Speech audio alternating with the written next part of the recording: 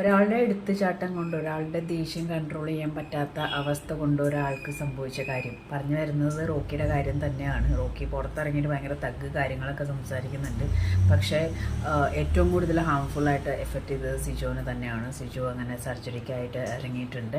ഇതിൽ സിജോൻ്റെ ഭാഗത്ത് തെറ്റൊന്നുമില്ല. Rocky is A provoking game. അന്ന് വെച്ചിട്ട് ഒരാൾക്ക് കയറി അടിക്കാനോ പിടിക്കാനുള്ള റൈറ്റും കാര്യങ്ങളൊന്നുമില്ല. അപ്പം ലൈക്ക് ഒരുപാട് കണ്ടീഷൻസ് സിജോയ്ക്ക് കൊടുത്തിട്ടുണ്ട്. ഗെയിമിൻ്റെ കാര്യങ്ങളൊന്നും സംസാരിക്കാൻ പാടില്ല. ബിഗ് ബോസ് ടീംസ് എപ്പോഴും ഫുൾ ടൈം കൂടെ ഉണ്ടാവും. ഗെയിമിൻ്റെ കാര്യം എന്ന് പറഞ്ഞാൽ 14 ദിവസമല്ലേ ആയിട്ടുള്ള പ്രത്യേകിച്ച് അറിയാനും കാര്യങ്ങളൊന്നുമില്ല. കൂടി വന്നാൽ സിജോൻ്റെ ഫാൻ ബേസിനെ പറ്റി അറിയുമായിരിക്കും, റോക്കിയുടെ ഫാൻ ബേസിനെ പറ്റി അറിയായിരിക്കും. ബാക്കി അല്ലാതൊരു പിന്നെ ഗബ്രി ഈ സംഭവം നെഗറ്റീവ് ആണെന്ന് already they know well. So the only thing അത് കഴിഞ്ഞ് 2 ദിവസം റെസ്റ്റും പറഞ്ഞിട്ടുണ്ട്. അപ്പം സിജോയ്ക്ക് തിരിച്ച് ഗെയിം കണ്ടിന്യൂ ചെയ്യണമെന്നാണ് സിജോനെ സ്നേഹിക്കുന്നവരുടെയും ആഗ്രഹം തന്നെയാണ്.